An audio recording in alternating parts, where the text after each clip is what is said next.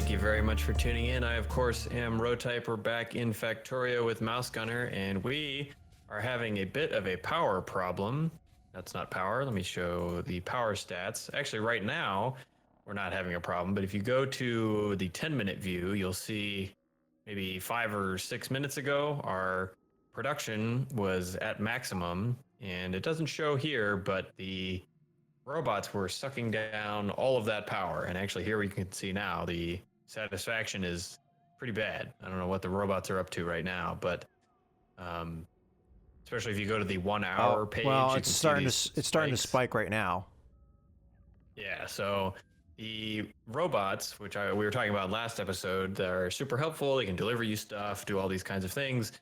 They use a lot of power. So once you get into the stage of the game where you are using robots for a lot of things, you generally need to move on to some kind of power solution better than the steam engines. Now, our end game is probably going to be nuclear power, which is a new 0.15 thing that I haven't really fiddled with that much. But in the meantime, because I want to figure all that out, we're going to drop down some solar fields. And I mentioned this blueprint previously that I have taken from somebody on the internet, and I should have written down who it is. I'm assuming it's Elysium, because that is what is written on the name of the blueprint.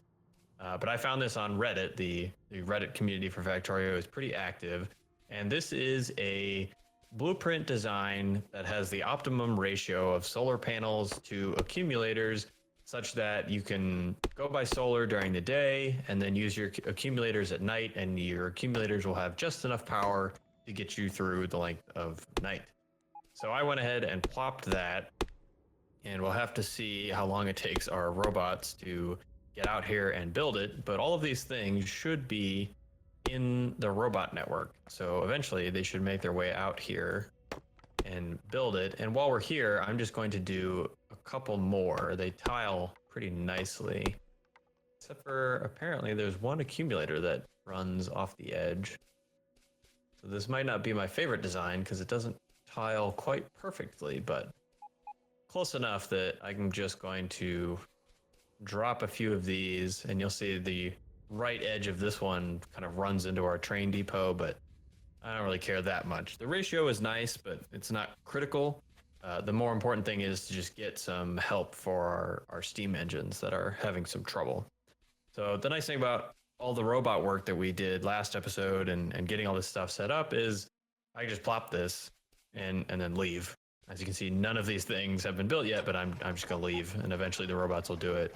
You'll see a bunch of them now kind of on their way. Whoops. You know, eventually it'll get done and we'll have more power, but the nice thing is I don't have to stand there and do it all myself. So that is convenient. Weave my way around here. There we go. Okay, so the next thing we're going to talk about, oops, is not me hitting power poles, is the new train depot. Now, the last you all saw it, oops, destroyed another power pole. It was kind of a convoluted mess of rails just kind of spinning everywhere and different unloading stations for different resources, and it was kind of a tangled mess. And now you'll see that it is much neater and more organized. So Mouse alluded to this a little bit in the last episode, but you'll see here that I have all of these purple chests, the active provider chests, lined up next to the tracks here. So what I'm doing is I'm sending the trains in, emptying them into these active provider chests, and then using the robots to transfer the materials out of these active provider chests and into storage, and then eventually to where we need them. So if I come up here, you'll see I've lined this whole area with a bunch of roboports, and that's because when you're using a lot of robots, they need to charge. So it's helpful. Each roboport only has 4 charging slots. So it's helpful to have multiple roboports, so as many robots as you need can charge at any given time. You'll also see, if I turn my alt info off here, all of these chests down here are our storage. And this is our kind of centralized storage area. Everything that is picked up and stored is in here. You'll see I've got belts and steel and walls and minerals, just all kinds of crap in here. This is just our generalized storage area. And then above here, kind of in between the roboports, is where I've rearranged the start of our bus. So instead of using the inserters to take them off the train and put them on belts, I'm using the robot network, where, as I've already mentioned, the robots are taking out of the active providers near the train and then dumping them into requesters. And you can see here, that's a convenient way of sorting things because each requester is requesting a specific thing. So for example, these 4 lines, each with a handful of requesters to fill them, all of these requesters are requesting only iron. So the robots are only ever going to deliver iron, and then I can just feed this right into our raw bus and off to the smelters. And then the same over here for copper and coal, and then this one is supposed to be stone. We just don't have any right now. But this is a convenient way of sorting things, so your trains can all just dump into the same place, and your robots will do the sorting for you. You don't have to do some kind of complicated multiple station stuff. It really makes your depot much more compact, as you can see down here. So I really like this method because you don't really have to think, you don't have to worry about it. We were just talking, Mouse and I, between episodes, that we need to go get more stone. And the worry was, all right, do we have to build another depot to handle the stone? Now we don't have to do that. We just send them in here. The inserters will pull off the stone, and then the robots will automatically sort it for us, no problem. And so I believe we have a stone train ready, do we not? I died. What happened? You were standing right on top of the train track, and the train came in to unload, and you just So compact depots are nice, but sometimes you cannot pay attention and get killed. Oh well, you can you can pick your stuff off your dead body. I may be stealing some of your things. Oh, here it is. Oh, I definitely want my armor back. Oh man. At first I was worried that like the game was lagging or something. I was really confused. I'll get my blueprints. All my blueprints back. What a disaster. Okay. What was I talking about before I unceremoniously died? Stone train. So the body disappeared. Is that because you pulled everything out of it? I'd assume so, yeah. I think it disappears after some amount of time. Oh, okay. Or I guess if you clear out all your stuff. Okay, so we have this train down here in what used to be an iron depot that is now working on stone. And it's actually really confused right now because it has no stations. Actually, there's not even a station down here. So let's go ahead and make a station. Here we go. Maybe I should have had it go the other way because it might work better. Should I flip it around to go the other way? The train. The stone train? No, I mean okay. It has enough room. I built the rails, so that's fine. Yeah, so that'll be all right. But what I'm going to do is say, so if you add a station, you'll see that I don't have. We do still have the copper depot, but I'm not using it anymore. We just have a one just called regular old depot. So I'm going to tell it to go to depot until inventory empty. I'm going to tell it to do that right now. So it should be up near us in just a minute. And then we can watch it come in. Am I standing? What I've done is yeah. Make sure you're not standing on the tracks. So here it is. It rolls in. What I've done is I've named all of these stations here depot. All of them the same. They're all called depot. And that way, when a train comes in, it's just going to take whichever one's open. And if multiple are open, it'll take the shortest route. So I guess technically this inner one is fewer tiles to cross than the upper one. But it'll park in any of these, and we don't really care which one it parks in because of the robot automatic sorting that I was talking about before. So you can see here, it dumped off a bunch of coal, a bunch of stone, and now the robots are off to deliver that stone up here. And as you can see, it skipped, most of them skipped the storage because we have requester chests asking for them. So they're just dumping them into the requester chests, and now we have a bus full of stone on its way. So you see, this is like a much easier way of handling the organization. Now, I see a lot of the robots over here waiting for a charge. Would they benefit from another roboport down here? Possibly. The charging mechanics are something that's a little confusing because there are plenty of, if you look up near our central storage location, there are all of those roboports there, and there's not a ring of robots waiting to charge around those. So they could go up there and charge, but I suppose they have some kind of nearest location, nearest place to charge logic. I think I'm they not entirely were sure how it works. Yeah, I think they were getting the stone and then immediately needing charging, so they were coming over here. So that's why I brought it up.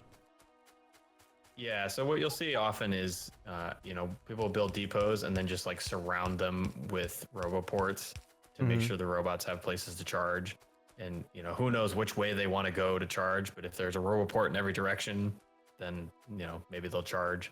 So the one issue with that, which we've already kind of seen at the beginning of this episode, is if you push at the electric network, and again, you see those spikes, those correspond to when a train comes in and the roboport or the robots need to go do all of their deliveries, then they need to charge. And that's when we have the biggest tax on our electric system. And so again, those spikes in our electric usage history is every time a train comes in. So I'm going to, I don't remember what the name of that station is.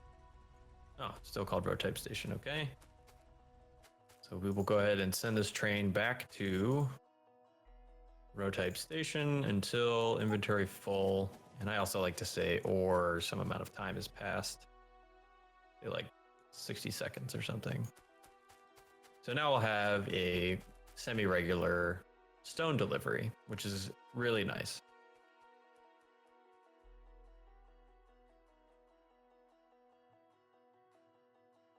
And now let's just see how this is working. I believe I connected everything up.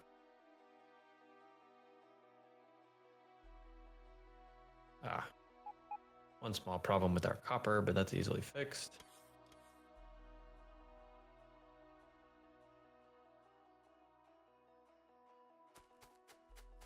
So I'm trying to use up all of the copper in our copper depot because we don't need this anymore, because we're just sending all of our trains into that same depot.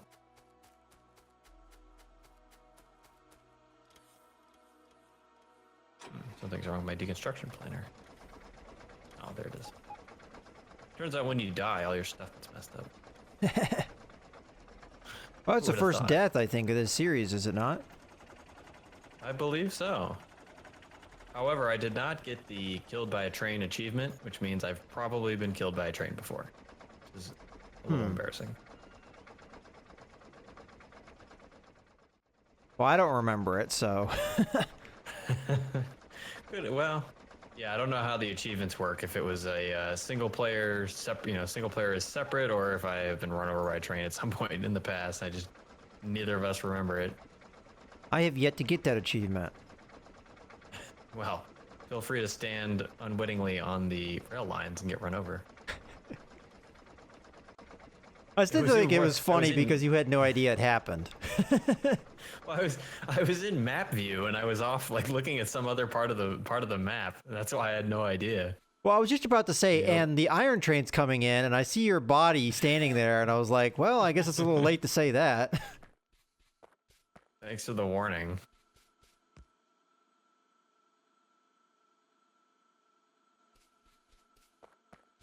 All right, so yeah, should be able to clean up this rail track nicely.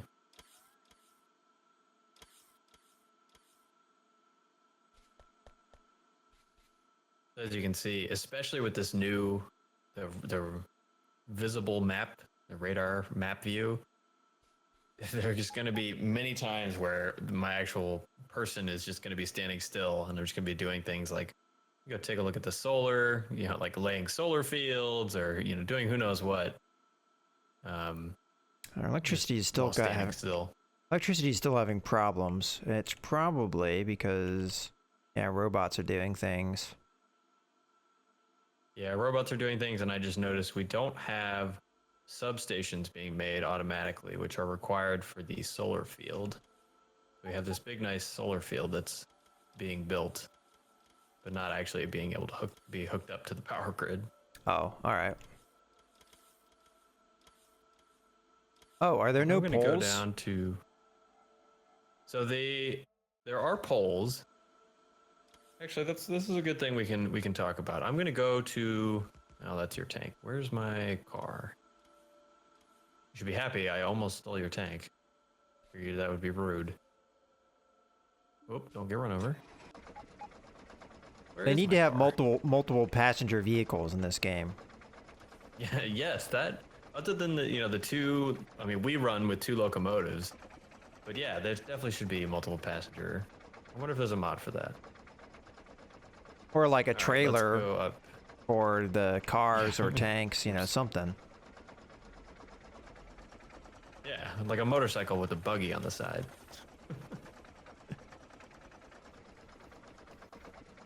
You think cars are hard to drive in this game? Wait till they add a motorcycle. All right, I'm gonna work my way. This was not the right way to go, but try to get there without destroying too many poles. There we go. So we can talk about a new asset. Oops. New asset in the game that we researched a little while ago, but we haven't really used much, which will be very useful.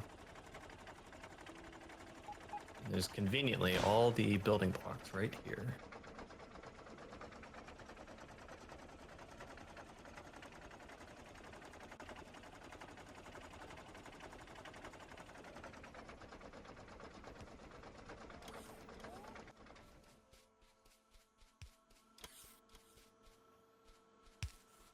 There we go. So these are substations. And substations are super handy because, where did it go? Here we go. Place one down. You can see they cover a massive area with their power connections. So no more of this like little pole, only connects certain space. See, you place a substation down, you can connect all kinds of stuff. So Does if it take up you the same amount of space though, or is it bigger? It takes up a 2x2 square, same as a large pole. Okay. But it, as you can see, has this massive catchment area. It does not. The wire does not travel as far as a large pole. It's larger than a medium pole, I believe, but you can't kind of run them all the way across the map the way you can large poles. But their most immediate use, and what I find them to be the best for, is in this solar field. You can see that we're covering these very large solar fields with all of these electrical devices that are used for them, with only a handful of substations, because they'll connect to all of the solar panels and accumulators in that big area. So that is a pretty handy thing. Oh, so this would be connected if we had these things. Yes, we had, when we first built these, we had no substations, so they were not. They were building, the robots were building the solar panels and the accumulators, but they were not actually connected to our electrical network because we didn't have any substations. Now that we do, we can click on, if I weren't in map view, take a look at our electrical system, and now we can see that we are building some accumulator charge. You see that bar on the bottom, we have 1.6 gigajoules of accumulator charge, which is going to be useful if we didn't have steam engines and went into the night and had to survive on accumulators, or for things like when our robots peak, or if you have a bunch of laser turrets that suddenly turn on, that will be another kind of spike in power usage for that your accumulators can help you out with. But now we should be doing pretty well on power. We actually have our solar grid hooked up. Oop, And this I will see help with the something spikes too, right? More or less. Exactly, yeah. So it's interesting, the steam engines don't actually turn off. So, for example, if you have enough solar panels to power you during the day, your steam engines will turn off. But then at nighttime, if you have enough accumulators to kind of coast through, you know, as if there was a battery, kind of coast through the nighttime on your accumulators, your steam engines still won't turn off. The accumulators will not be used, and the steam engines will turn on for the nighttime. So there's some kind of switching logic that you can make as complicated as you want to do that. But by default, the accumulators are not used except for kind of surge power. Yeah, it's emergency power. Exactly. So with that, I think that is where we'll put a cut in the video. As always, thank you all very much for watching. My name's been Rotype, he's been Mouse Gunner, and we'll see you next time.